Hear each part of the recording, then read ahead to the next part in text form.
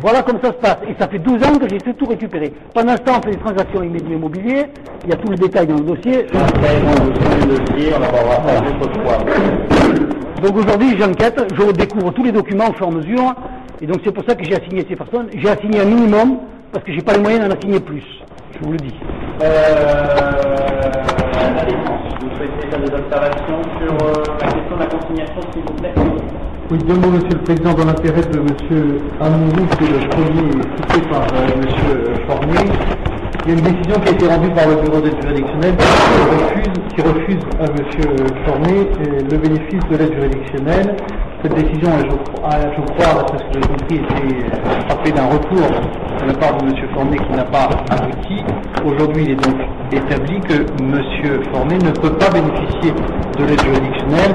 Ceci s'explique sans doute par le fait que l'aide juridictionnelle prend en considération le patrimoine immobilier du demandeur. Et comme il a un patrimoine immobilier important, puisqu'il est en propriétaire individuel avec son épouse, de 3 biens immobiliers à Grenoble ou à Saint-Martin-d'Air, en tout cas en Isère, il est évident qu'il ne peut pas bénéficier de l'aide juridictionnelle. Il redevient donc en quelque sorte injusticiable comme un autre et il doit consigner la somme que vous voudrez bien fixer et qui doit effectivement tenir compte, comme l'a dit le procureur, de les éléments à prendre en considération et notamment des éventuels, pour moi ils ne sont pas éventuels à mon avis, auxquels votre juridiction pourrait nous donner évident que cette procédure. Je vous dis rien. Il appartiendra d'apprécier le caractère additif et que pour préserver les intérêts de l'ensemble des victimes, de l'ensemble des personnes qui sont citées aujourd'hui, il convient que le montant de la consignation soit élevé. D'autres observations? Monsieur le Président, je vais faire quelques observations rapidement. Le premier élément, je peux tout à fait concevoir que M. Forné ait mal vécu son divorce et qu'il cherche aujourd'hui devant les juridictions une sorte de vengeance. Je crois qu'il faut rappeler clairement que ça n'est pas un terrain de jeu et la justice, ça n'est pas un endroit où on soigne une quelconque blessure. Ça n'est pas le bon endroit. La justice, ça me paraît redondant, c'est un endroit où on applique des règles de droit. Oui, il faudrait, oui. On va les voir. Hein. C'est sûr. Donc, On est à ça. C'est pour parler. Pour revenir rapidement à l'origine de cette procédure judiciaire, pour dire qu'un élément qui pose quand même un problème au départ, c'est que M. Forné fait une demande d'aide juridictionnelle sans donner les éléments relatifs à son patrimoine, sans donner les éléments relatifs à ses revenus. Au même titre qu'aujourd'hui il se présente devant vous, alors que le bureau d'aide juridictionnelle a fait sa demande, sans donner des éléments concrets sur sa situation de fortune, Il y a tout dans le dossier. sur son patrimoine. Ça, c'est la première chose. Alors, on vous dit, je ne comprends pas pourquoi dans un cas ça a été accepté, pourquoi dans l'autre ça a été refusé. La raison est très simple. Dans un cas, M. Forné n'a pas donné les éléments nécessaires au bureau d'aide juridictionnelle pour qu'il puisse apprécier la demande. Dans l'autre cas, nous avons fait le nécessaire car nous sommes directement concernés par cette procédure à répétition pour que le bureau d'aide juridictionnelle prenne sa décision en ayant connaissance de tous les éléments. La deuxième chose, c'est que je représente aujourd'hui une demi-douzaine de personnes qui, depuis une dizaine d'années, doivent faire face à de multiples procédures, diverses et variées. Si ça avait été réglé correctement dès le départ, ça ne serait pas là. Donc aucune n'a abouti. Et je voudrais dire très simplement que même si je comprends peut-être la souffrance personnelle de M. Forné, qui lui est propre, qui lui appartient et que je respecte, je dois dire que ces personnes en ont un tout petit peu, et c'est un euphémisme assez, de ces procédures judiciaires à répétition. Donc il y a un moment donné où il faut être carré sur l'application des règles de droit dans l'intérêt même de M. Fornet, parce que c'est ce qui est revendique. Et il me semble que dans ce dossier-là, il faut simplement regarder le dossier tel qu'il est, un magistrat, un avoué, toute une série d'avocats, un huissier, un commissaire de police, un expert judiciaire, qui sont poursuivis par M. Fornet pour une infraction qui est gravissime, qui est l'escroquerie en bande organisée, qui est d'autant plus gravissime compte tenu de la qualité des personnes poursuivies.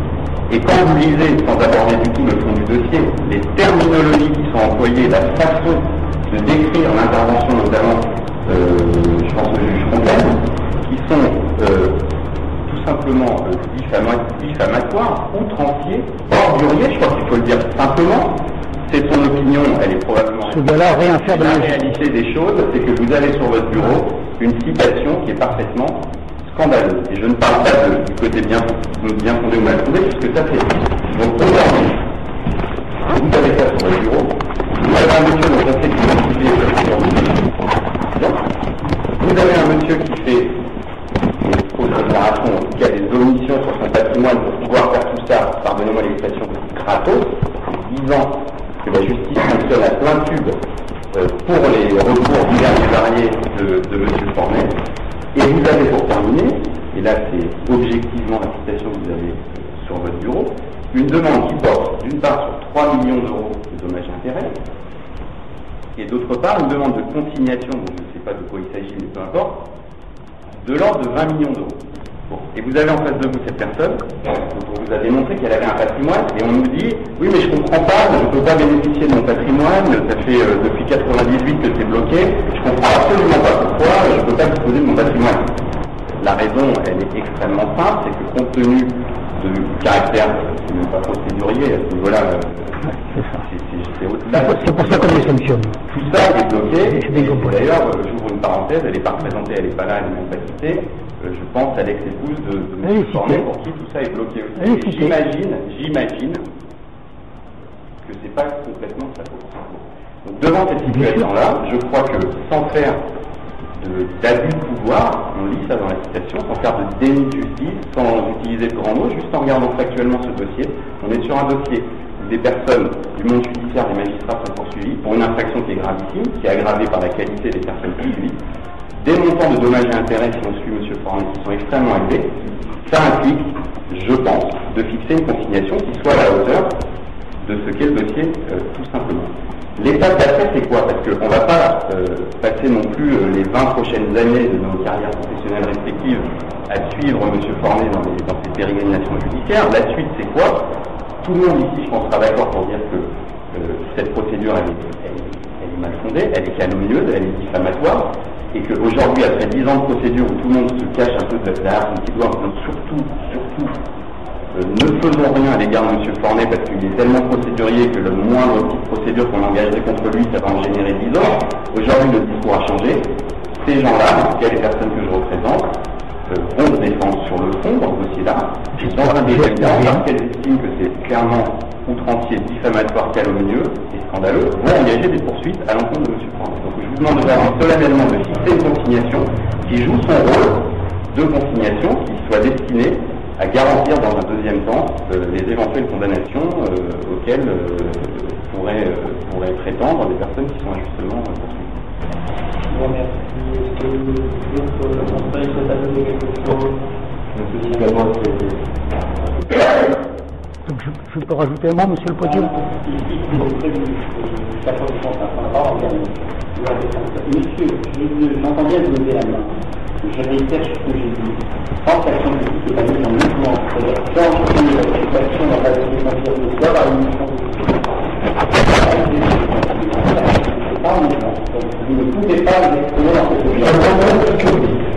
Je comprends ce que vous dites, et vous êtes en train de faire une instruction aux particuliers téléphone. La première instruction, c'est de prendre un temps avant de voir la demande procureur. Je ne vous ai pas donné la parole, et on dit clairement que je dois me donner mais librement, on va aller il va se rester pour délibérer sur la question de la procédure.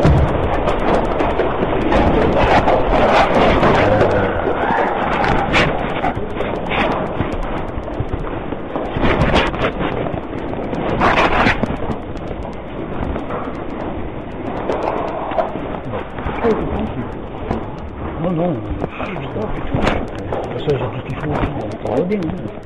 Oui, il y a même les conclusions qui expliquent pourquoi mes biens immobiliers sont bloqués. Ils disent pas dire que ça pas, il y a tout, il n'y a rien de caché. Hein. Il a les conclusions depuis le mois de décembre. Donc, Oui, oui, non, mais en plus, il a les conclusions, tout est expliqué. Hein. Les biens, ils ne sont pas cachés, ils sont dans les conclusions. Tout est expliqué.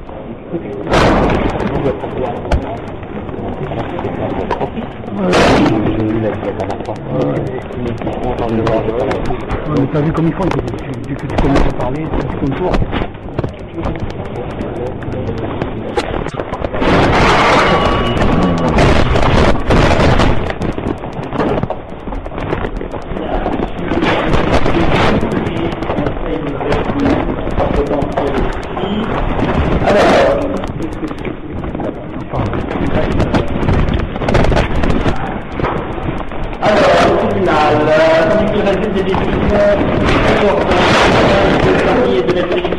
Que M. Fournier ne peut bénéficier de l'aide juridictionnelle, qui convient donc de fixer une consignation d'un montant de 4 000 euros, afin de tenir compte à la fois de ses ressources et des conséquences possibles de son action. La consignation est donc fixée à 4 000 euros, elle devra être versée avant le 15 novembre 2010. Tenu pour responsable de l'entrave à la procédure, monsieur le président, vous le savez. Et vous voyez, ce que j'aime avec vous, c'est une article. C'est tout à fait ça. 4 000 euros, vous savez très bien que je ne peux pas là. Personne, aucune banque ne me prêtera aucun revenu parce qu'ils ne savent pas quand je vais récupérer mes biens. Personne ne veut me prêter aujourd'hui. Donc comment je sortirai 4 000 euros? C'est impossible. Vous pouvez mettre le renvoi. Voilà. Cette date convient. Oui. Oui. Oui. Envoi au 3 juillet 2011 à 13h30. Et il vous appartiendra, monsieur, de recycler les produits qui n'étaient pas représentés aujourd'hui. Et pour lequel il n'y avait pas de citation aujourd'hui. Une bonne révolution là-dedans, il y aura du ménage à faire, je vous le dis, monsieur le président. Ça, c'est vraiment proprement scandaleux ce que vous venez de faire. Je vous le répète. Vous serez personnellement tenu responsable de tout ça. Oui, oui, ben là, ce que vous venez de faire, on sait qui vous êtes maintenant. Entrave au cours de la justice, vous savez ce que c'est pour un magistrat.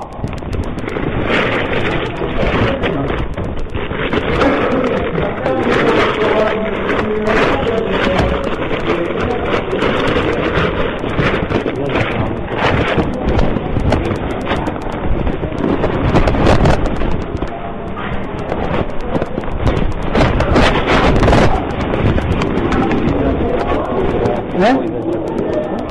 Oui, mais je vais déposer plainte, de toute façon ils s'en foutent. Hein. Il y a une mafia là-dedans, mafia. Et bon, j'ai des biens, j'ai qu'à trouver l'argent et voilà. Mais quand tu as 10 ans que tu comptes bien, il n'y a aucune banque qui veut te passer quoi que ce soit. Hein. Vous allez, hein. Tout le monde sait que je récupère pas mes biens parce qu'il y a une mafia en face. Une mafia. La société à terre, elle a payé 600 000 euros pour les fichiers de la police. Elle a tout arrosé. Tout arrosé. Avocats, magistrats et tout le monde. C'est corruption généralisée. Le problème il est là. Voilà. Et ça continue. Ça continue. Vous taperez Ripoux sur internet, hein, en 5 lettres, vous verrez, il y a tout en ligne. Il y aura le nom de ce magistrat aussi.